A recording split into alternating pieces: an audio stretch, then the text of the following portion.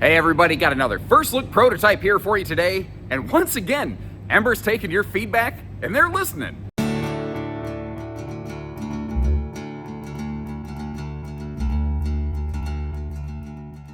Hey everybody, Josh the RV Nerd, Bish's RV down here at Ember once again for another first look, and again, the very first prototype of this model where they are looking for your feedback to know how to kind of fine tune it. Now what's really cool is they showed me actually an earlier version of this trailer, and based on some input that I've had from a lot of you viewers, they've already made one significant update, and that's in the kitchen.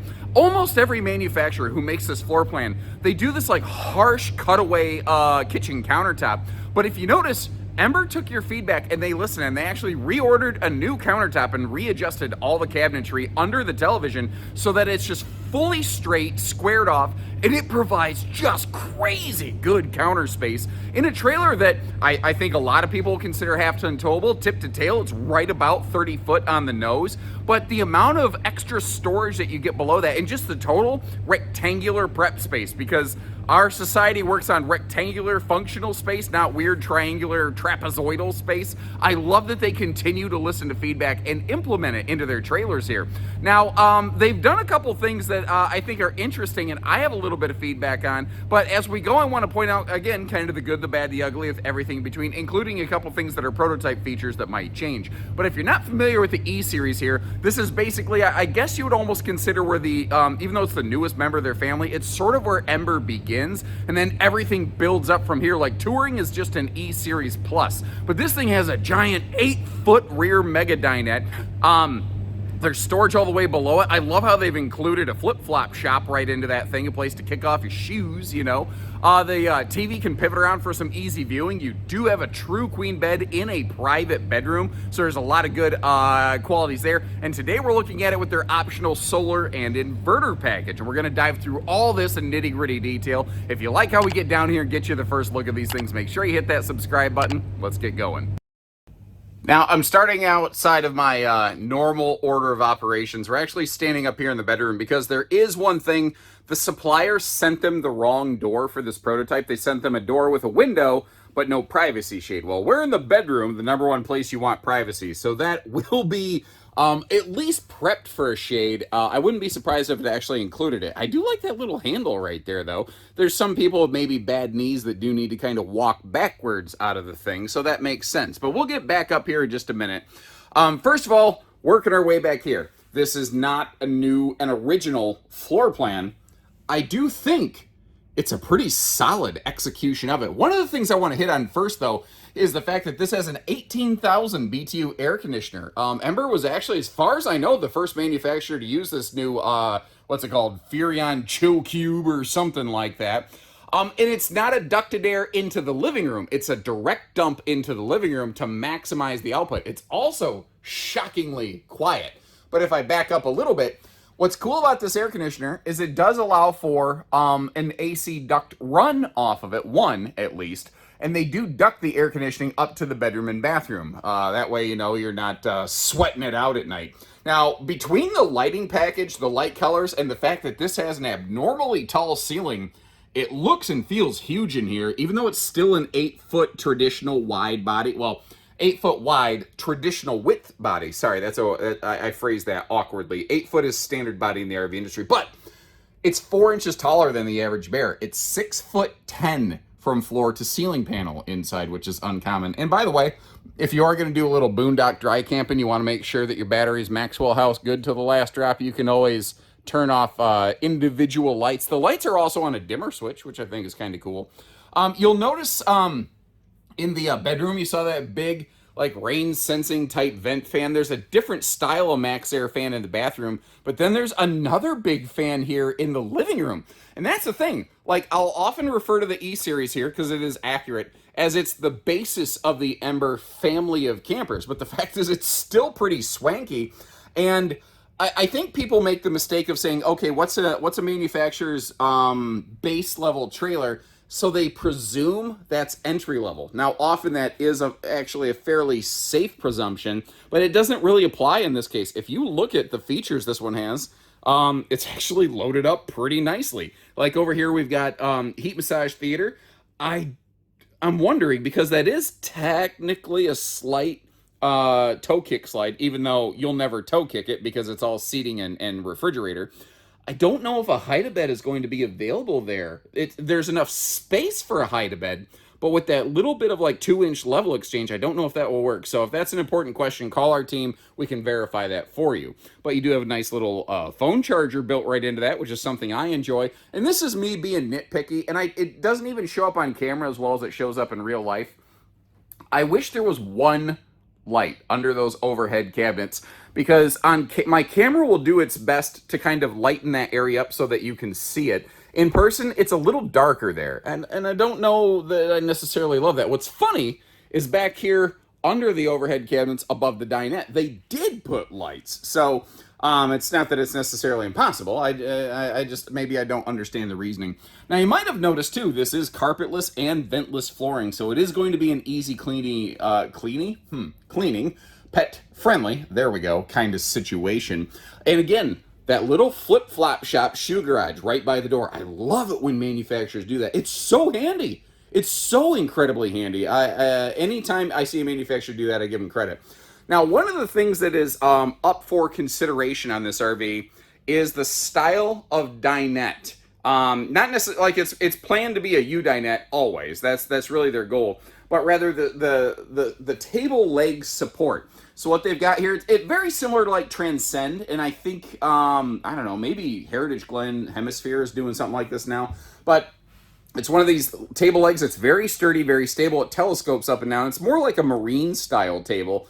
And it eliminates a lot of that knee knocker frustration. You're going to see later in the video, actually, never mind, I can demonstrate right now. One of the other interesting things about this is because it is a single pivot point, if for some reason you wanted to pivot that around, you could. I don't know what, can you think of a reason this would be cool or a benefit or something? I don't know. Maybe if you've got a couple grandkids, you got to place in timeout and separate them from one another because they're going nuts. Maybe. I don't know. But you get the idea. Or, what kind of dining table leg would you prefer? Do you like that one?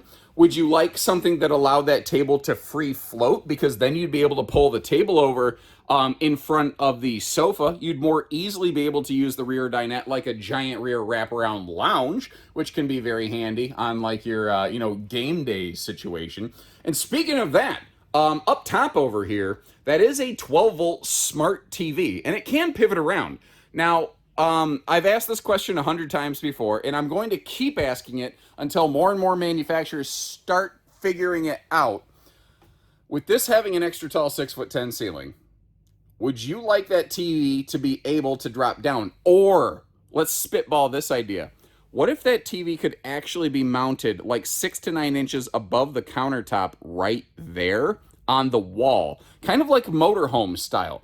Or do you think it's just fine how it is? I don't know. Leave me a note. Let me know. There's really no right or wrong answers here. By the way, that remote control that we're looking at, this is the remote for the air conditioner. So basically the remote is the thermostat. So it will try to cool the RV according to wherever the remote's position is, or potentially your position within the RV, which I think is kind of nice. Now, you may have noticed above the rear dinette, because we have a taller ceiling, they had the ability to really put some big overhead cabinet storage space in here.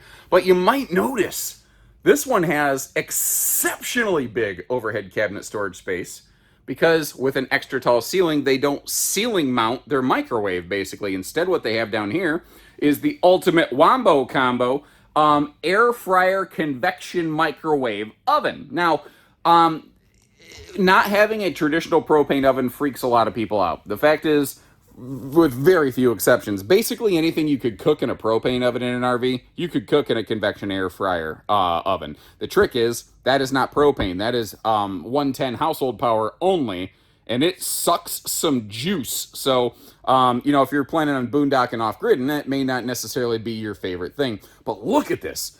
What do you think about this? Do you like how they squared the countertop off? Because look at the total amount of countertop prep space that you have here, especially maximized by the only 2-burner, I call it north-south stovetop. You've also, on that forward wall right there, you have some very easy reach power outlets. Not to mention, Over here by the door, again, right down at the countertop, you also have household and USB outlets. So personally, I think this is an awesome execution. I think the way they did this kitchen is fantastic. I'm personally curious about, what if they put the TV here, or if they added an extra window there and, kind of maximize the campsite window coverage, because the door does not have a window in it. Now, here's one of the interesting things. If you want a window installed into that door, it's actually not hard at all. It's a couple bucks, of course. I'm not saying it's $0. I'm just saying it's not hard. They don't do it from the factory. We can do it at the store. It's not difficult. I know a lot of people with some very base level DIY skills like me who have done it before. I've seen plenty of photos on the internet of that. Now, down below here, next to my little bottle of water, couple things. You've got a little switch to activate all those amber indirect lights, but you also have a dimmer switch for your awning lights, which I think is kind of cool. And I already mentioned how all of our interior cabin lights dim. I'm not going to do that on camera today because my camera doesn't like it when I dim the lights. It makes the screen flicker, and I don't want to give somebody a migraine. I know some people are very photosensitive that way. If I'm going to be, again, ultra picky, there's not a toe kick down here below the sink. And I know that I'm getting very specific, but I'm someone who has camped. And if you've never owned an RV before, you don't realize if you have to kind of lean over constantly to do the dishes, it kind of gives you a little bit of a lower back pain. So a recommendation that I have for you is anytime you're shopping for an RV, literally stand at the sink and pantomime, like with your hands, that you're washing dishes for the next 5 minutes. Sit on the toilet, sit in the furniture, look around the RV, try it on for size. People rarely do that, and when they do, they discover things they never would have thought before. It's actually very interesting how that stuff kind of works out. Now, this is one of the larger 10 plus cubic foot 12 volt DC compressor fridges. And as long as we're looking over here, let's go ahead and shut that bathroom door and start cracking open all the different things so you can really see all the different storage in this RV, because there is a lot. Now, they could have gone with an extended sofa, but then they wouldn't have been able to have the room to include a pantry. So let me ask you, what's more important? One more sofa seat or a pantry in the kitchen? I kind of like what they did here myself, but it could be argued that they really have maximized the storage in the kitchen, because that's the thing. As we start going through this, start paying attention to all of the storage capacity in this RV. Whether it's, in that pantry, under the fridge, you've got a wastebasket space. You've got the maximized overhead space because they squared off the counter. They had two big, pots and pans drawers installed in this, whereas most manufacturers have nothing there in terms of storage, or very little if they have anything. They also have big storage over that rear dinette. There's storage under the dinette. There's even hidden remote control knick-knack storage built right into the, between the seats under the wireless charger in the theater seat. This RV has a deceptively good amount of storage. Again, you could, I don't even think you could argue. I think you can just say it is lacking a little bit in campsite windows, but every RV has some positives. Every RV has some drawbacks. My goal is to kind of show you the ins and the outs. Did you also notice how their overhead cabinet doors are strutted to keep themselves open? And I'm going to teach you how to fish here. If you ever want to know how a manufacturer builds their cabinetry, put your phone in selfie mode and then stick it back there, and you can actually look back there and you can see how this is pocket screwed lumber core cabinetry. It does have a sticker wrap, but it is screws into wood. I do like the hidden hinges though, making everything look pretty darn nice. So we're about halfway through. What do you think about her so far? There's a lot of other builders of layouts like this. How do you think that they're stacking up for against the other ones, that you're familiar with? Let me know. In the meantime, I'm going to keep slinking backwards here into the bathroom. I promised this year I would gripe about it less, but the fact is I'm just probably never going to be a fan of open face storage like this. Now, to be fair, these are what I call elephant enema pockets. They are super, super deep. So my recommendation is you need to get a couple wicker baskets that you push all the way to the back so you can bring the storage forward to you. I will say, if what you're putting in here basically is towels, the stuff's not going to go anywhere. That's not a problem. Now, as we back up a little bit, porcelain foot flush stool with some fantastic, super fluffy, friendly space around it. On the left side of the screen, you see where the toilet paper roll is. Well, when you slide that privacy door shut, it's not going to have the toilet paper bumping you in the back, and it'll be readily available. Actually, I think it's a really smart location for it. You may also notice how they do have a positive latching system right here so that you can actually enjoy privacy in the bedroom. You may also notice how they're not using blue lights, like in their bathrooms and stuff. Some people are very sensitive to blue lights at night. It screws up their circadian rhythms. I also was way older than I'm proud to admit when I realized that was circadian rhythms and not circadian rhythms. I was like, what, are we all evolved from cicadas now? I don't even know. Regardless, remember how we talked about storage? Check this out, Carol Baskin.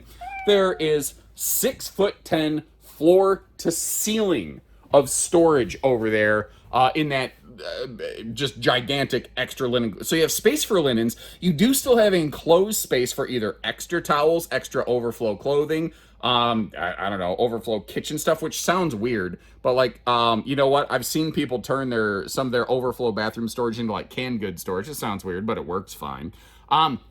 We're going to talk more about it outside, but you do have a tankless on-demand water heater. That's what that controller is right there.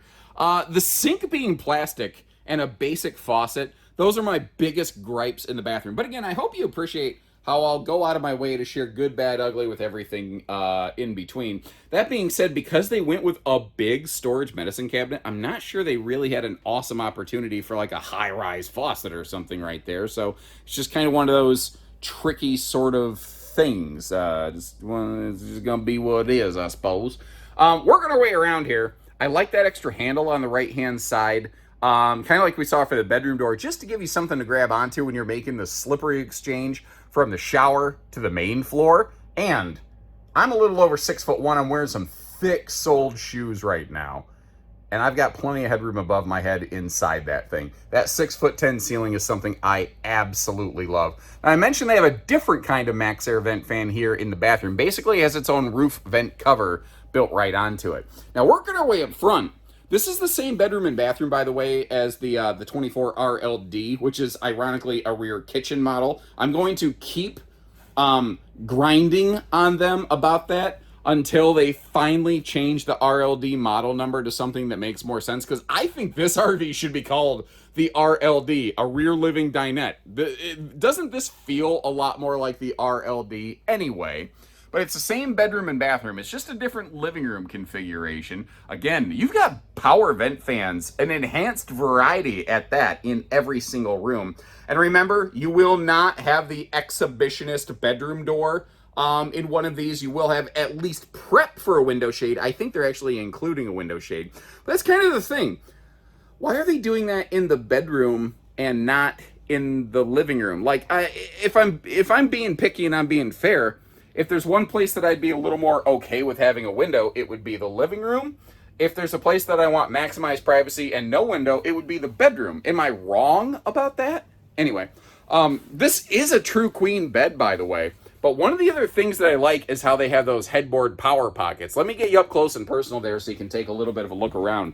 You have power outlets, household outlets on the front side of both of those side stands, but you do have household and USB plugs on both side, or on the back side of both of those side stands. Not to mention you got the little amber reading lights, which once again you can individually flick off left side, right side, so you don't have to necessarily worry about, disturbing your partner, because that is one thing I'm very good at, is disturbing my partner, but mostly it's due to my insane imagination, because what you folks may not realize, unless you've met me in person, is my humor comes in two varieties: dork and dark. And I can only use one of those at work. So when you meet me in person, you're like, you're kind of twisted, aren't you? Now, I just had an awesome surprise on this RV. This is my first time in it. This is my first time closing the slide. Every other builder I've ever seen make this floor plan always has what I call two-stage travel access. Wait till you see this. Boom, baby. Look at that. With the slide fully closed, you can still easily walk through the RV, and I was not expecting that. Now, in case you're curious, this is a Norco Exact Slide system. cable slide system. I always want to say cable driven, but cable pulled slide system. And what I didn't realize, maybe because the RV is extra tall inside, it's light and bright. It's not a full 3-foot deep super slide like a lot of things, but it doesn't bother me, because that means that you don't have to, like, if it was a deeper slide and they mounted the refrigerator all the way in the back of it, you'd bash your forehead on that slide fascia if you're tall like me. If it was, if they mounted that refrigerator all the way forward, they would potentially be wasting the storage space behind it. None of that is happening here. This makes so much sense. I'm very happy, because the thing is, at a travel stop, usually almost all of your seating is located in a slide, so you can still use that dinette in transit. We can still get to the entirety of the kitchen and all the storage. You lose access to nothing in this RV, but you maintain easy front to back walk-through access without ever touching the slide button. And I've never seen another builder of this floor plan accomplish that before. I am very, very surprised and happy with what I'm finding. And just to give you a physical size reference here, again, doing my own stunts and putting my own body on the line, doing the Michael Jackson hee-hee moonwalk backwards through this thing. You notice, man, I had to shift my left shoulder back a little bit, but like, nothing bad, nothing crazy. This is very easy to walk through and navigate. This is the best travel execution I've ever seen on this floor plan from any builder ever. All right, so I want to mention, sometimes when I get early access to models like this, I don't always have all the weights and measures available to me right away before I start talking. So this is one of those instances where they haven't actually, scaled this one out and done all the weights and things. So I'll get that later. Here's what I'm going to say. I'm estimating, based on the size of the RV and other similar things, that properly equipped tow package half tons should be able to handle this one. Your truck's going to know she's back there, but it should be within reasonable specs. Now, you want to go across crazy windy zones. You want to, go up and down mountains. You may want to bump that vehicle up a little bit. It all just depends. But if you take a look at the weights and measures on screen and it kind of doesn't jive with what I just said, that might be why I'm estimating that to be true. Now, again, the E-Series is their most basic series of Embers, but we still have things like the slam latches on all your exterior baggage compartments and the Magna holdbacks, which is nice. Now you've got a full big front pass-through up here. On the bottom right, that is where your TPMS prep is located, and if you notice that red switch next to it, they always have thermostatic tank heaters. Now, if I'm going to be picky, I kind of would have liked it if those two things were mounted up a little bit higher, where the portable solar plug is located, as well as the battery disconnect. I will say, though, oh, never mind. They solved the thing that I was worried about. I was thinking if you had a portable solar panel, you'd have to leave the baggage door open to run it, but you don't. There actually is a little bit of a feed plug right there where if you wanted to run a cable for a portable panel inside this thing, you totally could do that. So I like how it's kind of protected from the weather. Good job, Ember. I'm glad I looked. Now, right there, you're looking at a Victron MPPT charge controller and a 2,000 watt inverter. Those are non-standard pieces of equipment. They come with the optional solar package. Let's talk about that real quick. Because you already kind of saw the panels on the roof in our little floor plan in a flash at the beginning of the video. By default, this RV has no factory solar, no factory inverter. You have a solar package option, which will give you dual 200 watt panels, along with that charge controller, as well as the 2,000 watt inverter that'll run pretty much all the outlets in the RV. So that's enough to be able to run a coffee maker. It's not going to run the air conditioner. It's not going to run the microwave, those kind of things. Let's talk about construction while we're, oh, look at that awning. I just noticed they put a nice big awning that does clear both entry doors on this. That is smart content. That is well done right there, in my opinion, in my book, anyway. You may also notice if you look down below, you see the quick drop stabilizer jacks. Again, this is the most basic series of Ember, but they're still using an upgraded stabilizer so that you don't get that motion seasickness every time you get to your destination.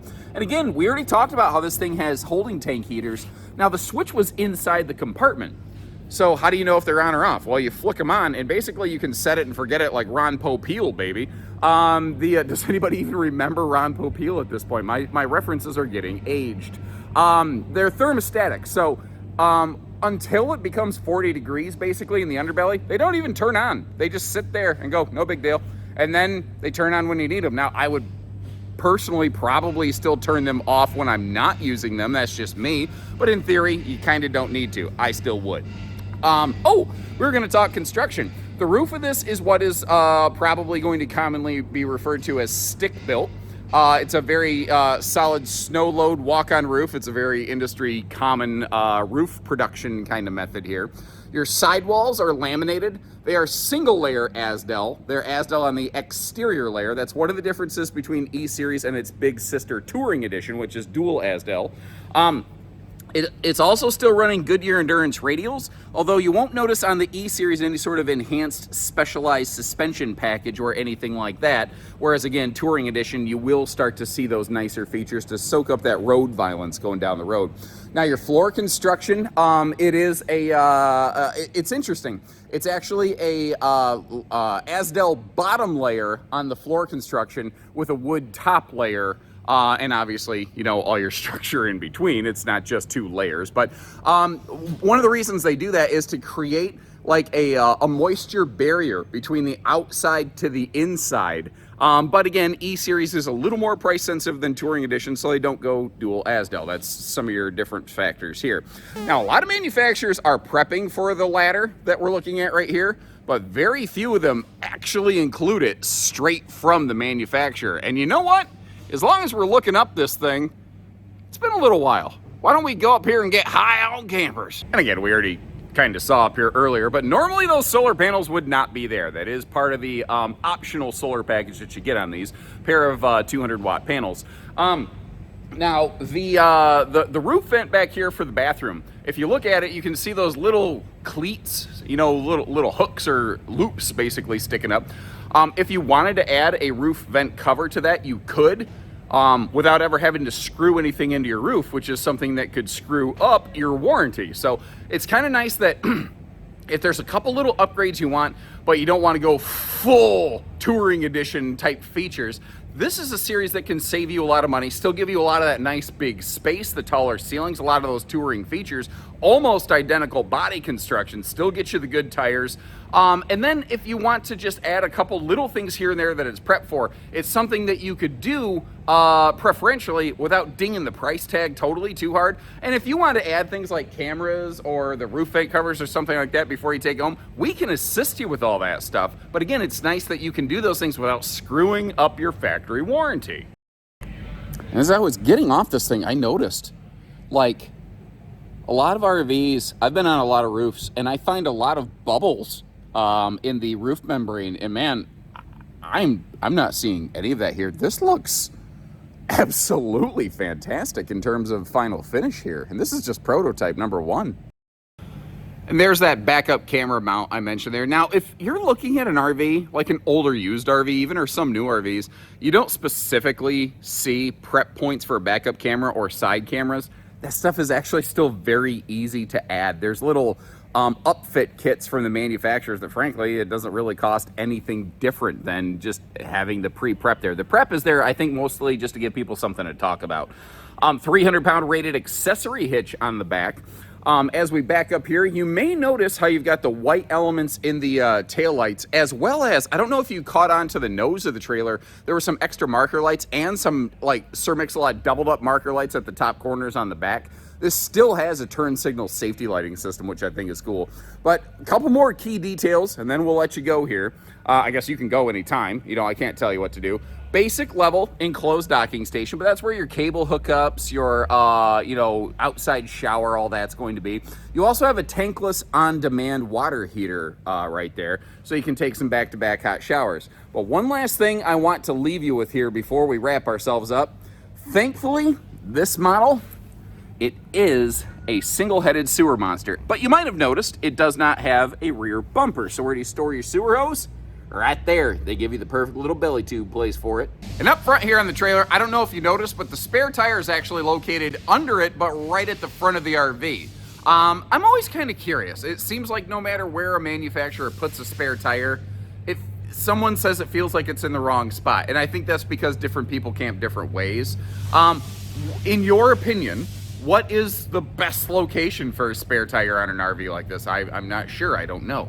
But in the meantime, what I'm gonna do here is leave you a lot of links in the video description. One, to be able to check pricing and availability on this one right here, but also, they are not the first ones to build this layout. There's a lot of really good versions of it, or there's some versions that have a sofa on the rear wall and the dinette and the slide flip-flopped a little bit, but all basically the same layout, and I've got videos of a bunch of them. So if you like this floor plan, but you don't necessarily agree with every single piece of execution that Ember put in, we've got all kinds of options for where we can cross-compare, or maybe you'll circle back and find out, hey, this is the right one for you. I don't know. Leave me a note, let me know. And until next time, if you appreciate how we share the good with the bad and get you the early access look at this stuff, hit that subscribe button, like our video, and we'll catch you next time. Take care, stay safe, have fun, and happy camping, everyone.